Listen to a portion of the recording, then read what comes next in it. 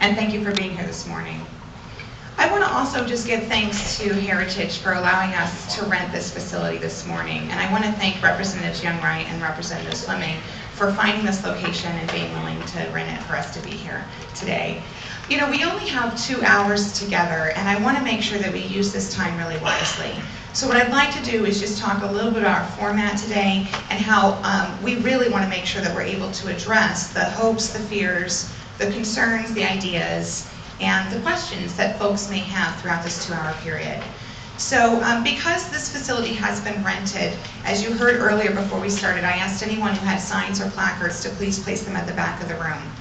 I want to be very clear that your First Amendment rights are well respected and you have them in spades. If you feel like you need to hold your sign up or yell out or kind of not take your turn during this process, I would encourage you to please enjoy that robustness of freedom of speech outside on the sidewalk. Because while we're in here for this 2-hour period, we are going to have a civil and I hope a very informative debate and discussion.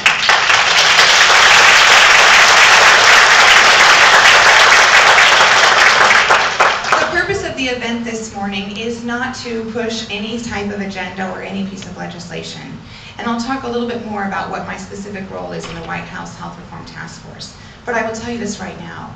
I want to hear from you, and Representative Young-Wright and Rep. Fleming want to know what you think. And so in order to be able to hear the thoughts, the ideas, and the concerns of all the people who are in this room, which I think we're over 150 probably. I'm an attorney, so we don't really do much with numbers, but there's a lot of folks here. And in order to be able to address every single one of your comments, your concerns, your hopes, your fears, your stories, or your questions, I would ask that we all do a really nice job of being disciplined, so almost like a classroom. As we go through this morning, if you have questions or comments or concerns that come to you, please just raise your hand. If you can do it in kind of a discreet way, we don't want to interrupt the vision of anyone else in the room. We have volunteers who will bring over slips of paper for you. Those slips of paper have a space for you to write whatever it is you'd like to be shared with the White House, whether it's a question that you have for me, or whether it's an idea or a comment or a fear or a concern or a position about what's happening right now in the federal government. Please just write that down and then raise your hand up when you're done, and we'll have a volunteer bring it up to the front of the room. I'd like to be able to get through everyone's concerns, but in order to do so, we'll need to be disciplined.